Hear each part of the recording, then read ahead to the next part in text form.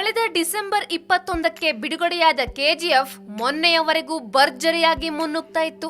ಆದ್ರೆ ಈಗ ಕೆಜಿಎಫ್ ಅಬ್ಬರಕ್ಕೆ ಕೊಂಚ ಬ್ರೇಕ್ ಬಿದ್ದಿದೆ. ಅದೇಕೆ ಅಂತೀರಾ? ಕೆಜಿಎಫ್ ಸಿನಿಮಾ ಕನ್ನಡ ಚಿತ್ರರಂಗದ ಹೆಮ್ಮೆ ಅಂತ ಬಿಂಬಿತವಾಗಿತ್ತು.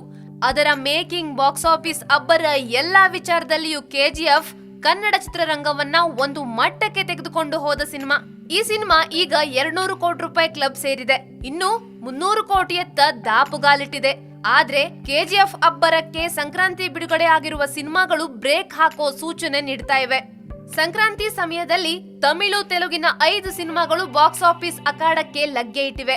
ಅದರಲ್ಲಿ ಈಗಾಗಲೇ ಬಾಲಕೃಷ್ಣ ನಟನೆಯ ಕಥಾನಾಯಕಡು ಸಿನಿಮಾ ಅಬ್ಬರಿಸಲು ಶುರು ಮಾಡಿದೆ. ಇದನ್ನ ಕೇವಲ ತೆಲುಗು ಮಂದಿ ಅಲ್ಲದೆ ಕನ್ನಡಿಗರು ಕೂಡ ದೊಡ್ಡ ಮಟ್ಟದಲ್ಲಿ ಬರಮಾಡಿಕೊಂಡಿದ್ದಾರೆ. ಜನವರಿ 10ರ ಮುಂಜಾನೆಯೇ ಸೂಪರ್ ಸ್ಟಾರ್ ರಜನಿಕಾಂತ್ ನಟನೆಯ ಪೇಟ ಬಾಕ್ಸ್ ಆಫೀಸ್ಗೆ ದಾಳಿ ಇಟ್ಟಿತ್ತು.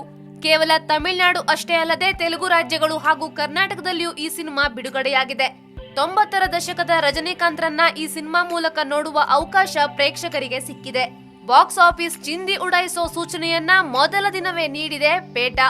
ಈ ಎರಡೂ ಬಿಗ್ ಸಿನಿಮಾಗಳ ನಡುವೆ ಮೆಗಾಸ್ಟಾರ್ ಚಿರಂಜೀವಿ ಮಗ ರಾಮ್ ಚರಣ್ ವಿನಯ ವಿಧೇಯ ರಾಮನಾಗಿ ಇಂದು ಚಿತ್ರಮಂದಿರಗಳಿಗೆ ಲಗ್ಗೆ ಇಟ್ಟಿದ್ದಾರೆ. ಉತ್ತಮ ಪ್ರತಿಕ್ರಿಯೆಯನ್ನ ಪಡೆದುಕೊಳ್ತಿದ್ದಾರೆ. ಬೋಯಪಾಟಿ ಸೀನು ಮಾಸ್ ಚಿತ್ರಗಳಿಗೆ ಹೆಸರಾದವರು. ಅವರು ಈ ಚಿತ್ರಕ್ಕೆ ಆಕ್ಷನ್ ಕಟ್ ಹೇಳಿದ್ರು. ರಾಮ್ ಚರಣ್ ಈ ಚಿತ್ರಕ್ಕಾಗಿ ಸಖತ್ ಕಷ್ಟಪಟ್ಟಿದ್ದಾರೆ.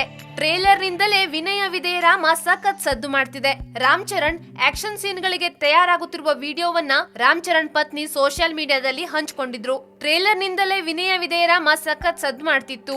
ರಾಮ್ ಚರಣ್ ಸಿನಿಮಾ ಸಹ ಪೇಟ ಕಥಾನಾಯಕರು ಚಿತ್ರಗಳಷ್ಟೇ ದೊಡ್ಡ ಮಟ್ಟದಲ್ಲಿ ಚಿತ್ರಮಂದಿರಗಳಿಗೆ ಅಪ್ಪಳಿಸಿದೆ. ಹಾಗೆ ಅಜಿತ್ ನಟನೆಯ ವಿಶ್ವಾಸಂ ಸಹ ಬಾಕ್ಸ್ ಆಫೀಸ್ ನಲ್ಲಿ ಸದ್ದು ಮಾಡ್ತಿದೆ. ತಮಿಳುನಾಡು ಹಾಗೂ ಕರ್ನಾಟಕದಲ್ಲಿ ಅಜಿತ್ಗೆ ಸಾಕಷ್ಟು ಅಭಿಮಾನಿಗಳಿದ್ದಾರೆ. ಬೆಂಗಳೂರಿನ ಹಲವೆಡೆ ಜನವರಿ 10ರಂದು ಮುಂಜಾನೆ 4ಕ್ಕೆ ವಿಶ್ವಾಸಂ ಚಿತ್ರದ ಪ್ರದರ್ಶನ ಆರಂಭಗೊಂಡಿರೋದು ಅದರ ಅಬ್ಬರ ಹೇಗಿದೆ ಅನ್ನೋದಕ್ಕೆ ಸಾಕ್ಷಿ. ಇದನ್ನೆಲ್ಲಾ ಗಣನೆಗೆ ತೆಗೆದುಕೊಂಡು ಹೇಳೋದಾದ್ರೆ ಇಷ್ಟು ದಿನ ಒಂಟಿ ಸಲಗನಂತೆ ಅಬ್ಬರಿಸಿ ಬೊಬ್ಬಿರುತ್ತಿದ್ದ ರಾಕಿ ಬಾಯ್ಗೆ ಈಗ ಕಠಿಣ ಸ್ಪರ್ಧೆ ಎದುರಾಗಿದೆ. ಗ್ಯಾಂಗ್ ಕಟ್ಕೊಂಡು ಬರೋನು ಗ್ಯಾಂಗ್ಸ್ಟರ್, ಒಬ್ನೇ ಬರೋನು ಮ್ಯಾನ್ಸ್ಟರ್ ಅಂತ ಕೆಜಿಎಫ್ ನಲ್ಲೊಂದು ಡೈಲಾಗ್ ಇದೆ. ಹೀಗಾಗಿ ಬಾಕ್ಸ್ ಆಫೀಸ್ ನಲ್ಲೂ ಇದು ಅಪ್ಲೈ ಆಗುತ್ತಾ? ಕೆಜಿಎಫ್ ಸಿನಿಮಾ ಇದೇ ವೇಗದಲ್ಲಿ ಮುನ್ನುಗ್ಗುತ್ತಾ? ಬಾಕ್ಸ್ ಆಫೀಸ್ ನಲ್ಲಿ 300 ಕೋಟಿ ರೂಪಾಯಿ ಗಳಿಸುತ್ತಾ? ಕಾದು ನೋಡೋಣ. ಏನಂತೀರಾ?